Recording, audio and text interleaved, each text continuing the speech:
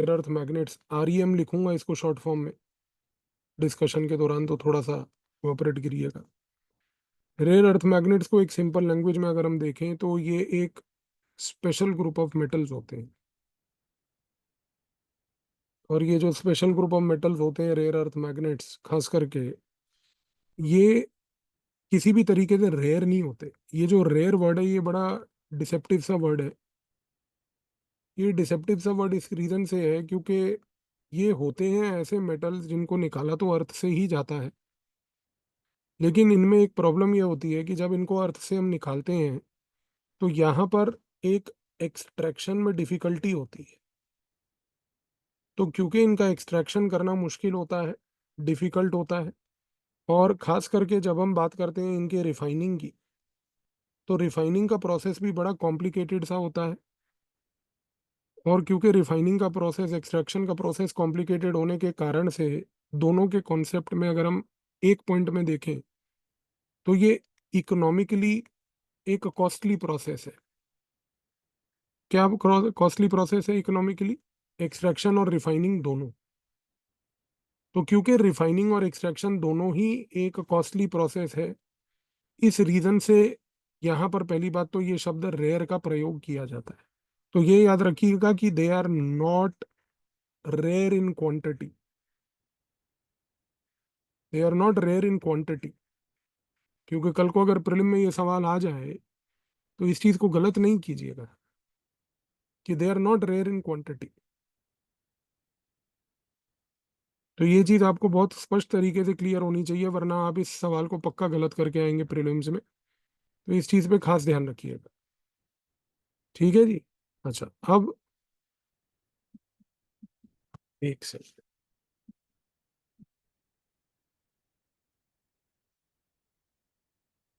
एक सेकंड दीजिएगा।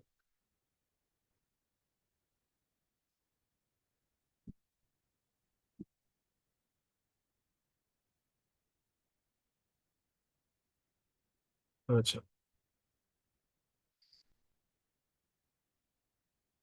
आगे अगर हम बढ़े तो सबसे बड़ी बात यहाँ पर यह है कि जब हम इन रेयर अर्थ मैग्नेट्स की बात करते हैं तो दो सबसे महत्वपूर्ण रेयर अर्थ मैग्नेट्स आज की डेट में पाए गए हैं। नियोडीमियम,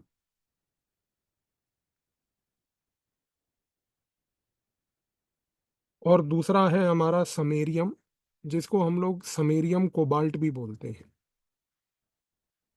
प्रीलिम्स में इस प्रकार के क्वेश्चन आने की नेक्स्ट ईयर संभावना काफी है, ध्यान दीजिएगा।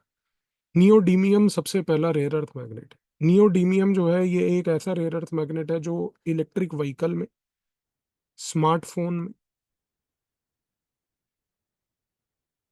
और कंप्यूटर के ड्राइव्स में जो स्टोरेज स्पेस होती है उस जगह पर प्रयोग किया जाता है नियोडीमियम।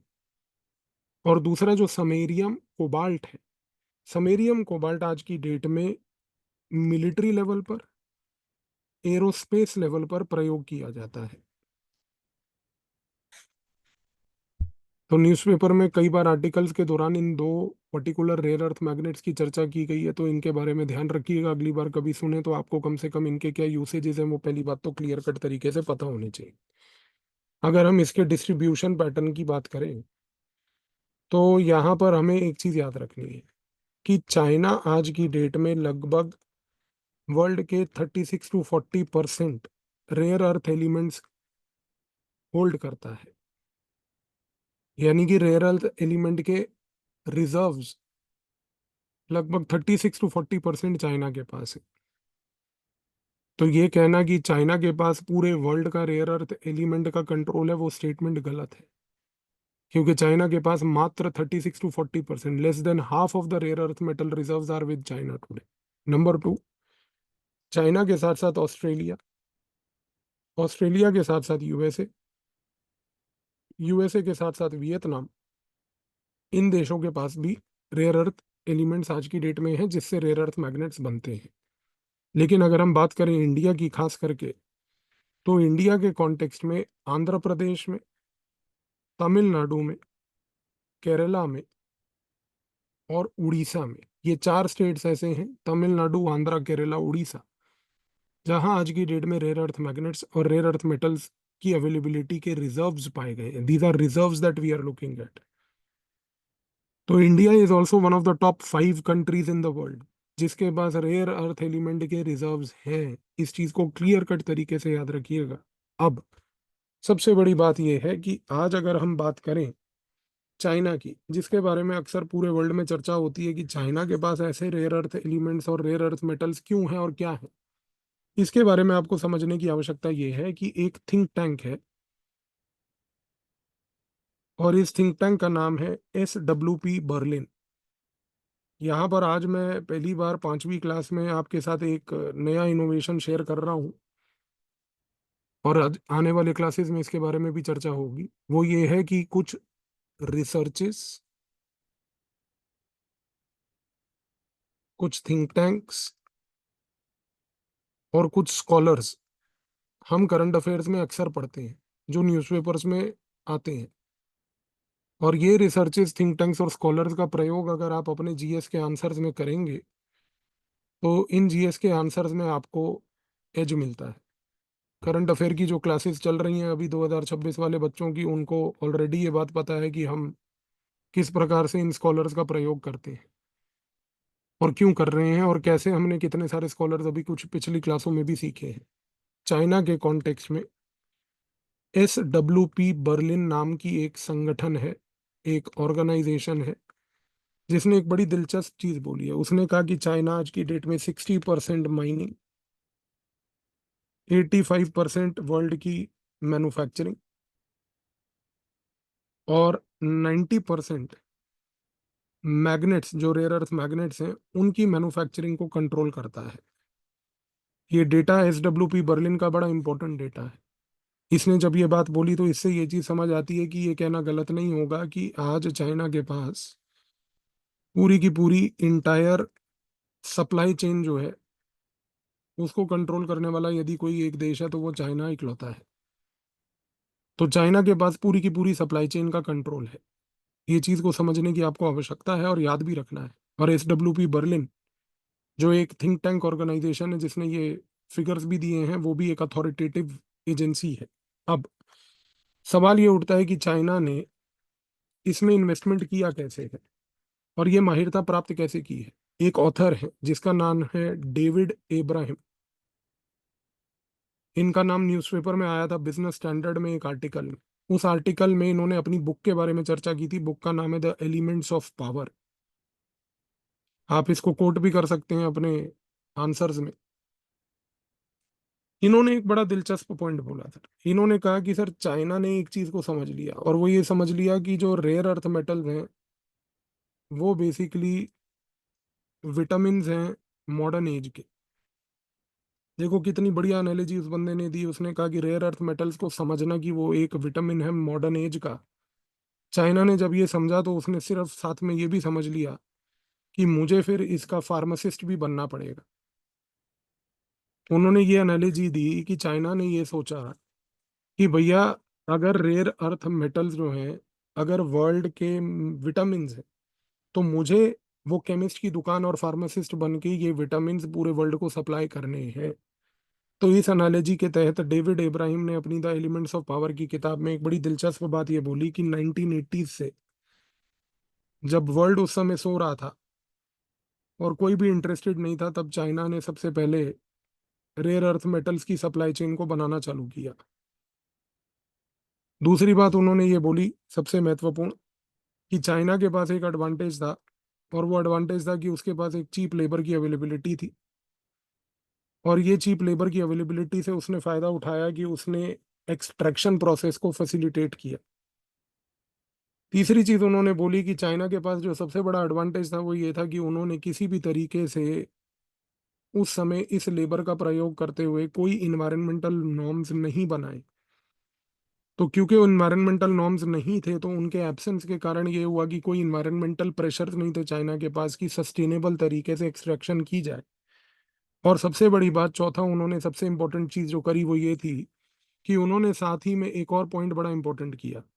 उन्होंने ये किया कि साथ ही में चाइना ने उस समय अपने स्टेट ओन्ड एंटरप्राइज, जो कि चाइना के पीएसयूज का नाम होता है, पब्लिक सेक्टर अंडरटेकिंग्स जिनको हम कहते हैं, स्टेट ओन्ड एंटरप्राइजेस को बेसिकली उन्होंने बढ़ावा दिया, उसको पुश दिया, और पुश दे के उन्होंने ये चीज इंश्योर करी कि पूरे के पूरे रेयर अर्थ मेटल्स जो हैं, इसकी मोनोपोली अगर किसी देश के पास हो तो वो केवल एक ही देश हो, और उस देश का नाम होना चाहिए चाइना।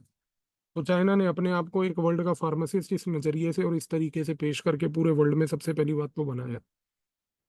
अब आते हैं दूसरे एक बड़े इंपॉर्टेंट पॉइंट पे इसी से रिलेटेड, और वो पॉइंट ये है कि आज जो ये रेयर अर्थ मैग्नेट्स हैं, जो रेयर अर्थ मेटल से बनते हैं, इनके यूसेजेस क्या क्या हैं ब्रॉडली। सबसे पहला कंज्यूमर इलेक्ट्रॉनिक्स, जो अभी अपन ने चर्चा करी, एक बहुत बड़ा एरिया जहां पर इनका यूसेज होता है। इसके साथ साथ ग्रीन एनर्जी के ट्रांजिशन में ये सबसे क्रूशल है। ग्रीन एनर्जी के ट्रांजिशन में इस कारण से क्रूशल है क्योंकि आज की डेट में जो विंड टरबाइन है, उसके अंदर जो पूरे सर्किट्स लगते हैं वो रेयर अर्थ मैग्नेट से बनते हैं। सोलर पैनल की जो मोटर्स हैं, वो मोटर्स अगर आज की डेट में किसी चीज से बनती हैं तो वो रेयर अर्थ मैग्नेट से बनती हैं। इससे अब आप समझ सकते हैं कि रेयर अर्थ मैग्नेट आज की डेट में इसलिए भी इम्पोर्टेंट है क्योंकि ये ग्रीन ट्रांजिशन को ड्राइव कर रहा है। और ग्लोबल ग्रीन ट्रांजिशन को ड्राइव करने के लिए अगर चाइना के पास इसका कंट्रोल है, तो ये कहना गलत नहीं होगा कि China today has the pulse of global green transition also. अब इसी के साथ साथ मद्देनजर रखते हुए मेडिकल इक्विपमेंट्स में भी इनका प्रयोग होता है, जैसे कि फॉर एग्जांपल एमआरआई का जो इक्विपमेंट हो गया, सर्जरी करने के लिए सर्जिकल रोबोट्स हो गए, उनमें भी आज की डेट में रेयर अर्थ मेटल्स का ही प्रयोग किया जाता है। इसके साथ साथ मैंने आपको बताया कि इलेक्ट्रिक व्हीकल और डिफेंस, ये दो एरियाज और हैं जहां पर इन रेयर अर्थ मैग्नेट्स का प्रयोग किया जाता है। तो इन सारी चीज़ों के मद्देनजर रखते हुए ये कहना गलत नहीं होगा कि ये रेयर अर्थ मैग्नेट्स जो होते हैं, they are small but they are definitely very critical. They are small but they are definitely very critical. और इस रीजन से अब आप नेक्स्ट इशू को समझेंगे कि चाइना ने एक और काम किया है। चाइना ने हाल ही में एक बड़े इंपॉर्टेंट तरीके से दो रेयर अर्थ मेटल्स जो हैं, जिसमें से एक है गैलियम और दूसरा है जर्मेनियम। चाइना ने गैलियम और जर्मेनियम के एक्सपोर्ट को आज की डेट में प्रोहिबिट कर दिया है, रेस्ट्रिक्ट कर दिया है। चाइना ने कहा है कि अब किसी भी कंट्री को अगर मान लीजिए गैलियम और जर्मेनियम चाहिए तो वो हम डिसाइड करेंगे कि उसको मिलेगा या नहीं मिलेगा। ये इसलिए है क्योंकि आज की डेट में ब्रुकिंग्स इंस्टीट्यूशन नाम की एक संस्था है, जो कि एक बहुत इंपॉर्टेंट थिंक टैंक है। यूज कीजिएगा अपने आंसर्स में। ब्रुकिंग इंस्टीट्यूशंस ने ये बात बोली है कि ये जो चाइना की अप्रोच है कि वो एक्सपोर्ट को रिस्ट्रिक्ट कर रहा है, this stands out to be called as geo economic coercion. ये एक फॉरेन पॉलिसी में जियो इकोनॉमिक कोवर्शन का टूल है कि आप जो है वर्ल्ड को ये बात बोल रहे हैं कि हम गैलियम जर्मेनियम हम डिसाइड करेंगे कि मिलेगा या नहीं मिलेगा। और सबसे बड़ी बात, ब्रुकिंग इंस्टीट्यूशन ने ये बात बोली कि ये जियो इकोनॉमिक कोवर्शन इसलिए है क्योंकि चाइना आज की डेट में चाहता है कि वर्ल्ड की सारी कंट्रीज ताइवान को लेकर प्रो चाइना पॉलिसी रखे, कि जो चाइना की नीति है ताइवान को लेकर वो विश्व तौर पर एक्सेप्ट हो। अब ताइवान की नीति क्या है क्या नहीं, अब ये इंटरनेशनल रिलेशन की क्लास में पढ़ेंगे कि ताइवान क्रिएट कैसे हुआ था, फिर वो इवॉल्व कैसे हुआ, और इंडिया की क्या नीति है, etcetera and all that stuff. वो यहाँ पर काम की हमें नहीं है। लेकिन इस चीज को समझिए कि चाइना का ऑब्जेक्टिव ये है कि पूरे वर्ल्ड में एक कन्फॉर्मिटी लाना, जिसके लिए वो जियो इकोनॉमिक कोवर्शन यहाँ पर कर रहा है। और इस जियो इकोनॉमिक कोवर्शन से आज की डेट में वो इंश्योर कर रहा है कि उसकी पॉइंट ऑफ व्यू को एक्सेप्ट किया जाए। इस सारे डिबेट में इंडिया कहाँ बैठा है? सबसे पहली बात, इंडिया के कॉन्टेक्स्ट में अगर हम बात करें तो 100% इम्पोर्ट रेयर अर्थ एलिमेंट्स का आज की डेट में इंडिया करता है चाइना से। तो हम प्योरली ही डिपेंडेंट है, पहली बात तो चाइना के ऊपर। दूसरी सबसे बड़ी बात है कि हमारे यहाँ पर एक बॉडी है जिसका नाम है IREL, that is Indian rare earth limited. ये जो बॉडी है इंडियन एयर अर्थ लिमिटेड, ये आज की डेट में बेसिकली इसके साथ प्रॉब्लम क्या है कि ये रेयर अर्थ एलिमेंट्स को एक्सट्रैक्ट तो करती है, कोशिश कर रही है, पर इसके पास आज की डेट में उसको इंडस्ट्रियल लेवल तक ले जाने के लिए स्केलेबिलिटी नहीं है। यानी कि आज की डेट में इंडिया रेयर अर्थ लिमिटेड जो है, ये एक्सट्रैक्ट जरूर करती है रेयर अर्थ एलिमेंट्स को, लेकिन दिक्कत क्या है कि इंडस्ट्रियल लेवल पर जो इंडिया में एप्लीकेशन है उतने लेवल की स्केलेबिलिटी आज की डेट में आईआरईएल पा नहीं पाती। इसके साथ साथ सर आज की डेट में इंडिया के पास एक बहुत बड़ा स्ट्रेटेजिक रिस्क है। स्ट्रेटेजिक रिस्क ये है कि सर इंडिया आज की डेट में अपने डिफेंस से लेकर स्पेस तक हर जगह में रेयर अर्थ एलिमेंट्स को लेकर सिर्फ और सिर्फ चाइना पे निर्भर है। यानी कि जो हमारे स्ट्रेटेजिक सेक्टर है, डिफेंस सेक्टर हमारा स्ट्रेटेजिक सेक्टर है, स्पेस सेक्टर, इस जगह पर हम अगर आज की डेट में किसी पर निर्भर हैं तो वो नन अदर है बट चाइना ओनली। इस कॉन्टेक्स्ट में यहाँ पर council on energy, environment and water एक बॉडी है इंडिया में, बहुत इंपॉर्टेंट थिंक टैंक है। इसने एक ऑब्जर्वेशन ये दिया है कि इंडिया को इस मोमेंट पर अर्जेंट लेवल पर इन्वेस्टमेंट करने की आवश्यकता है। किसमें? पूरे के पूरे सप्लाई चेन में। सप्लाई चेन का क्या मतलब है? सप्लाई चेन का यहाँ पर मतलब ये है कि आज की डेट में इंडिया को ये इंश्योर करना है सबसे पहले कि वो एक स्ट्रेटेजिक लेवल पर रेयर अर्थ एलिमेंट्स को देखे। स्ट्रेटेजिक लेवल पर मतलब कि सर इंडिया को ये सोच में लाना है कि अगर ये मेटल्स की अवेलेबिलिटी हमने इंश्योर नहीं की तो हमारी ग्रोथ और हमारा स्ट्रेटेजिक कैलकुलस जो है, यानी कि हमारी डिफेंस और स्पेस इंडस्ट्री जो है, वो अफेक्ट होगी।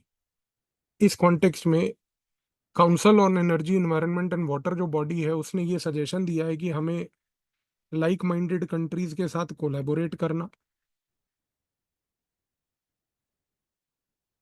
इसके साथ साथ कंट्रीज के साथ कोलैबोरेट करके टेक्नोलॉजी लाकर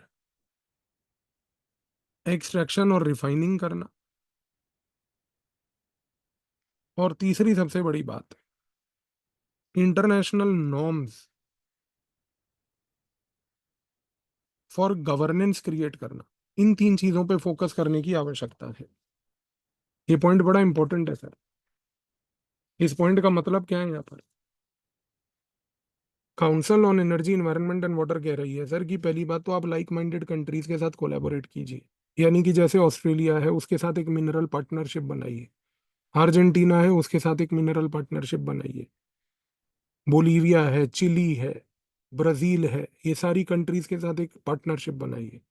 दूसरा, कई कंट्रीज हैं जैसे जापान, वियतनाम, इन्होंने क्या करा है कि बहुत ही रिसेंट टाइम्स में जापान, वियतनाम और साउथ कोरिया ने मिलकर एक्सट्रैक्शन और रिफाइनिंग टेक्नोलॉजीज में बहुत काम किया है।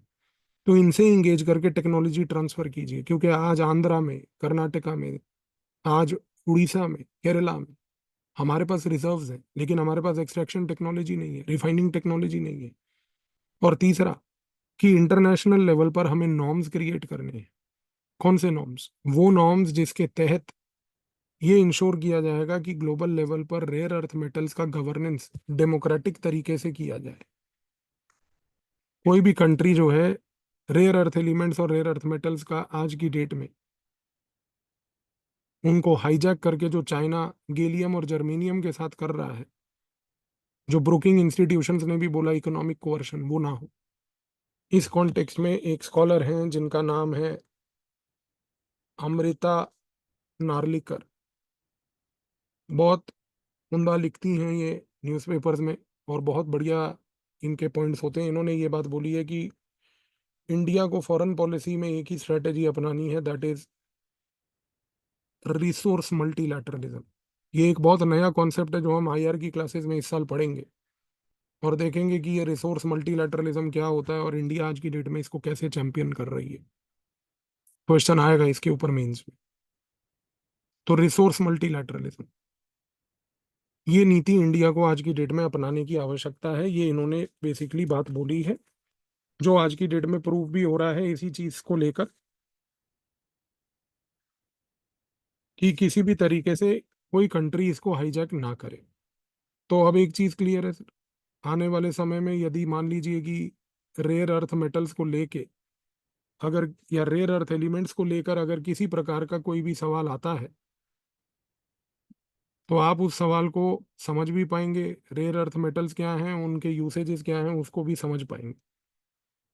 और थोड़ा सा एक चीज पे ध्यान दीजिए कि स्कॉलरली इंसाइट बड़ा क्रूशल है, क्योंकि जब आप स्कॉलर्स को, अब आप कहेंगे कि ये स्कॉलर कहाँ से आता है, मैंने कोई ये स्कॉलर कोई रिसर्च करके नहीं निकाले, ये सारे स्कॉलर न्यूज़पेपर्स में आते हैं, हमें ढूंढने हैं, हमें इनको जांच के पड़तालना है। ये जो आपकी मंथली करंट अफेयर की कंपाइलेशन होती है ना सर, उनमें ये नहीं मिलेंगे आपको, क्योंकि ये स्कॉलर से ही आपके आंसर्स इनरिच होंगे सर, और इसी से आपका गेम डिफाइन होगा मेंस में, जिससे आपको नंबर मिलेंगे या नहीं मिलेंगे। तो चलिए पुरानी वर्कबुक निकालते हैं, घाना वाला आंसर लिखते हैं। आई होप घाना आप सभी ने रिवाइज कर लिया होगा। तो let's try to write the question with respect to Ghana which is there, and let's try to understand that. तो क्वेश्चन आपके सामने लिखा हुआ है वहां पर sir, explain how Ghana's physical geography and natural resources influence the location of its major economic activities। ठीक है जी, चलिए let's write it down, then let's have a discussion on that.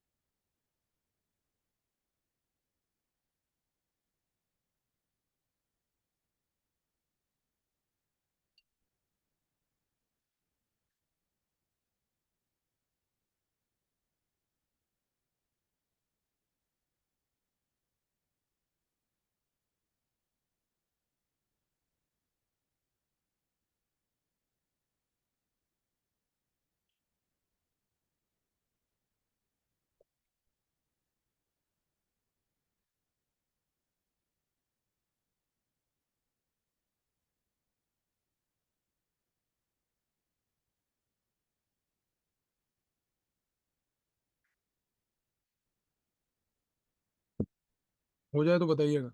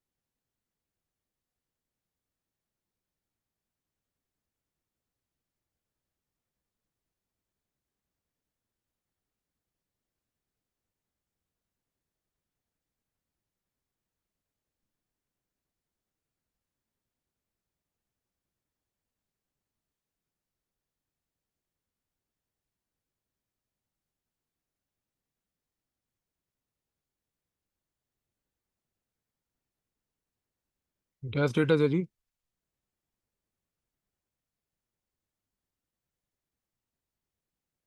हो गया सबका, नहीं हुआ?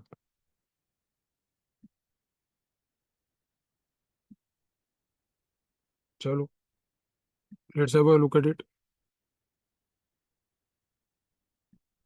Question was not that difficult, geography के क्वेश्चन ऐसे ही आते हैं। तो मेरे हिसाब से मैंने जो अपनी प्रोसेसिंग करी, मेरे को ये लगता है कि इंट्रोडक्शन कुछ ऐसा लिखा मैंने कि from coastal plains to river basins, agro economic activities are spatially distributed across a continuum. तो मैंने यहाँ पर 15 वर्ड्स में ये कम्युनिकेट करने की आइडिया कोशिश करी एग्जामिनर को कि जितना भी एग्रीकल्चर को लेकर हो या इकोनॉमिक एक्टिविटीज हो, जो दोनों के दोनों इन्फ्लुएंस होते हैं पूरी की पूरी ज्योग्राफी ऑफ घाना से, वो एक स्पेशली डिस्ट्रीब्यूटेड हैं एक सिंगल कंटिन्यूम में, यानी कि वेरी इवनली स्प्रेड है। क्योंकि कोस्टल प्लेन्स हैं जहाँ पर कुछ एक्टिविटी होती है, फॉरेस्ट वाला एरिया जहाँ कुछ एक्टिविटी होती है, सवाना वाला एरिया जहाँ कुछ एक्टिविटी होती है, कसोम्बो डैम है जहाँ पर कुछ एक्टिविटी होती है हाइड्रो पावर जनरेशन से। तो एक कंटिन्यूम है, यानी कि यहाँ पर चीज़ें स्पेशली डिस्ट्रीब्यूटेड है। अब आप अगर ये कहो कि सर ये स्पेशल डिस्ट्रीब्यूशन और ये कंटिन्यूम जैसे शब्द कैसे आएंगे, तो ये ज्योग्राफी पढ़ने से आएंगे, और ज्योग्राफी में एनसीईआरटी पढ़ने से नहीं आएंगे। तो उसके लिए किताबें पढ़नी पड़ेंगी। अब दूसरी चीज़, जब मैं बॉडी की बात करता हूँ तो बॉडी में मैंने कुछ ये लिखने की कोशिश करी कि mining in Ghana occurs in the mineral rich Ashanti uplands, जिसके बारे में हमने चर्चा भी की थी। While forest and savanna climate support cocoa cultivation an item of export. इस लाइन पे गौर कीजिए कि इस एक सिंगल लाइन में मैंने 3 आइडियाज कम्युनिकेट करने की कोशिश करी। आंसर राइटिंग की क्लास में आपको यही सिखाता हूं मैं कि किस तरीके से हमें ये इंश्योर करना है कि कम से कम अबिलिटी में ज़्यादा से ज़्यादा कन्वे करें। यहाँ पर mining in Ghana occurs in the Ashanti upland एक idea, forest and savanna climate से कोको कल्टीवेशन होना दूसरा आइडिया, और कोको का एक्सपोर्ट होना उसकी इकोनॉमी की एक्टिविटी को जताता है। आप फ्यूजन को समझने की कोशिश कीजिए कि किस तरीके से geographical feature like Ashanti upland, किस तरीके से geographical feature like forest and savanna climate has been fused with an item of trade, that an item of export. इस एबिलिटी को डेवलप कीजिए। फिर अगली पॉइंट पे देखिए, मैंने ये लिखा कि the hydro power from the Akosombo dam supports aluminium smelters in Tema, Accra region भी था एक, आपको याद होगा। While coastal areas provide offshore oil extraction. आप डाइवर्सिटी ऑफ आइडिया देखिए कि एक ही लाइन में हाइड्रो पावर से शुरुआत करके एल्यूमिनियम स्मेल्टिंग जो एक इकोनॉमिक एक्टिविटी सपोर्ट होती है उस पे आकर, फिर हमने तुरंत जो है उसी पॉइंट में ऑयल एक्सट्रैक्शन को भी कोस्टल एरियाज के साथ जोड़ दिया। और फिर यहाँ पर लिखा कि 10 economic geography shapes sectoral clusters of prosperity. इसका मतलब ये है कि तीसरा आइडिया यहाँ पर ये था सेकंड लाइन में, कि हर एक उस इलाके में जहां पर ये एक्टिविटी, चाहे वो एल्युमिनियम स्मेल्टिंग की हो रही हो या ऑफशोर ऑयल एक्सट्रैक्शन हो रहा हो, एक एरिया ऑफ, एक रेल्म ऑफ प्रॉस्पेरिटी वहां पर जनरेट और क्रिएट हो रही है। ज्योग्राफी के आंसर में यही चैलेंज होता है सर। फैक्ट्स सबके पास होते हैं लेकिन लिखने की कला किसी के पास नहीं होती, क्योंकि लोग सिर्फ फैक्ट्स पढ़ा पढ़ा के छोड़ के चले जाते हैं, लिखना तो कोई सिखाता ही नहीं। तो इस एबिलिटी को समझने की कोशिश कीजिए सर, हम आंसर राइटिंग में यही प्रैक्टिस करते हैं। खैर, एनीवे, कंक्लूजन में ये पॉइंट लिखा गया कि strategic planning for equitable infrastructure has the power to fuel regional ambition. Strategic planning, equitable infrastructure to fuel regional ambition, क्योंकि घाना का एक एम्बिशन है कि वो अपने आप को अफ्रीका के उस रीजन में एक रीजनल पावर बनना चाहता है। उसके लिए उसको एक स्ट्रेटेजिक प्लानिंग की आवश्यकता है, इक्विटेबल इंफ्रास्ट्रक्चर क्रिएट करने की आवश्यकता है, और इसके थ्रू घाना का जो ब्रॉड बेस्ड इकोनॉमिक ट्रांसफॉर्मेशन है वो सपोर्ट होगा। कोई भी कंट्री आज की डेट में जब इकोनॉमिकली ट्रांसफॉर्म करेगी तभी वो रीजनली एक एम्बिशन भी प्राप्त कर पाएगी। और उस एम्बिशन और इकोनॉमी के ट्रांसफॉर्मेशन के बीच में strategic planning plus equitable infrastructure, ये दो पॉइंट हैं जो आज इस एम्बिशन को अचीव करने में मदद करते हैं। 4 आइडियाज, एक लाइन। कुल आंसर अगर देखा जाए ध्यान से तो मैंने एक लाइन यहाँ इंट्रो में लिखी, 2 लाइन यहाँ पर बॉडी में लिखे और एक लाइन कंक्लूजन में लिखा। मात्र 4 लाइनों में पूरे आइडिया को कम्युनिकेट किया, most importantly within the word limit. इस एबिलिटी को समझिए सर, ये एबिलिटी आएगी only with deep rigorous practice, and ये एबिलिटी आएगी most importantly sir with content flowing in the brain. Flowing मतलब कि सर जब तक ये फ्री फ्लो नहीं करेगा ना सर, जब तक इन्फॉर्मेशन दिमाग में रट्टा नहीं लगा होगा पूरी चीजों का, तब तक नहीं हो पाएगा सर। आप जितनी मर्जी कोशिश कर लीजिए, आप आंसर लिखने में हमेशा स्ट्रगल करेंगे, हमेशा। और सबसे बड़ी बात देखो कि सर ज्योग्राफी के आंसर्स में यही चैलेंज आता है। क्या चैलेंज आता है कि यहाँ पर हम लिखें कैसे। एनीवे, अब आते हैं जी वो 2 एमसीक्यूज थे गाना वाले। Let's have a discussion about them also. तो पहला एमसीक्यू है, let's have a look at it sir. वो कहता है स्टेटमेंट नंबर 1 की sir, lake Volta, one of the world's largest artificial lake, was formed by damming the Pra river and has caused a significant submergence and displacement sir. ये statement गलत है sir. इसका reason ये है कि sir lake Volta was formed by damming the Volta river, not the Pra river. तो यहाँ पर जो पॉइंट था वो वोल्टा रिवर का है, उसी की डैमिंग की गई, प्रा रिवर की नहीं की गई सर।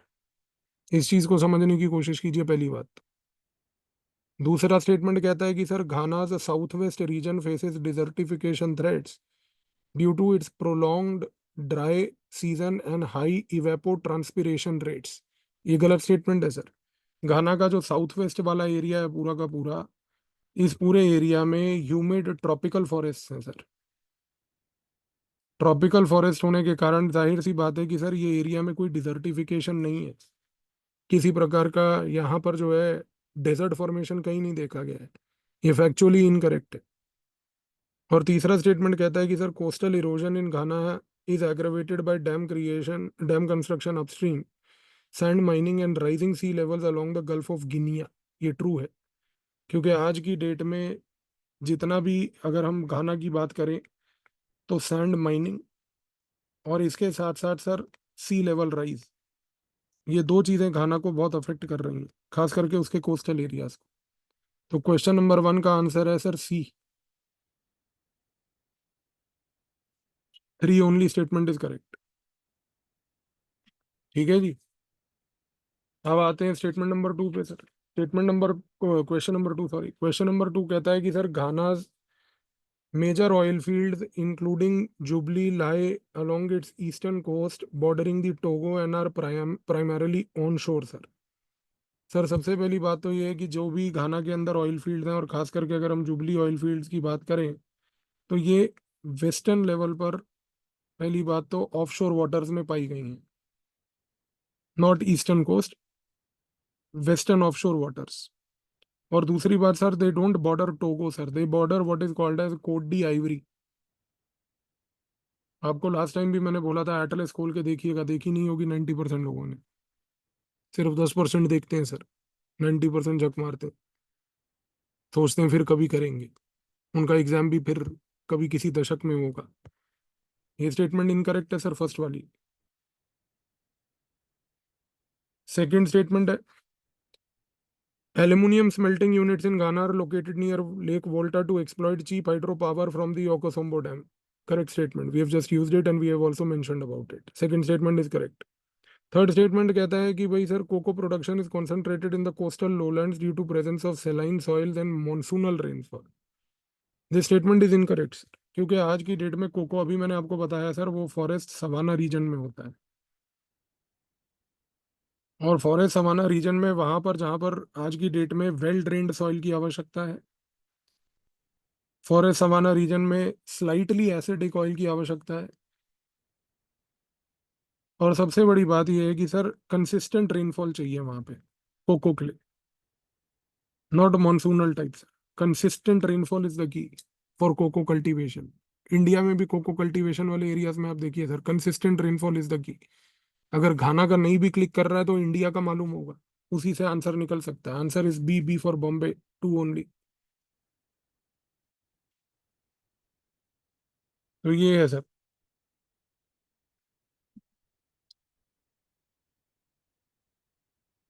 क्या स्टेटस है आज आंसर को लेके, 1 और 2 में से क्या स्कोर आ रहा है लोगों का?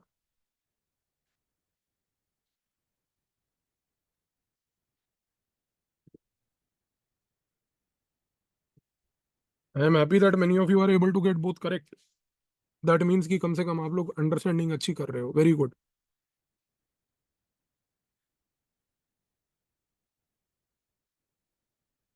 और जिनका एक भी करेक्ट हुआ है वो भी कोई बात नहीं। तो नेक्स्ट वीक हम करेंगे सर ये रेयर अर्थ मैग्नेट्स वाले क्वेश्चंस को सॉल्व, उसके आंसर को लिखेंगे। क्योंकि ये पहली बार हम लिखेंगे साइंस एंड टेक्नोलॉजी का टाइप का एक फ्यूजन वाला आंसर, जिसमें science and technology international relation का फ्यूजन है। तो थोड़ा सा इस रेयर अर्थ मैग्नेट वाले टॉपिक को अच्छे से प्रिपेयर करके रखिएगा, और साथ में इस वीक वाला जो क्वेश्चन है वो भी हम देखेंगे। ठीक है जी। तो we'll meet next week again and we'll have a discussion on more topics next week then. Thank you.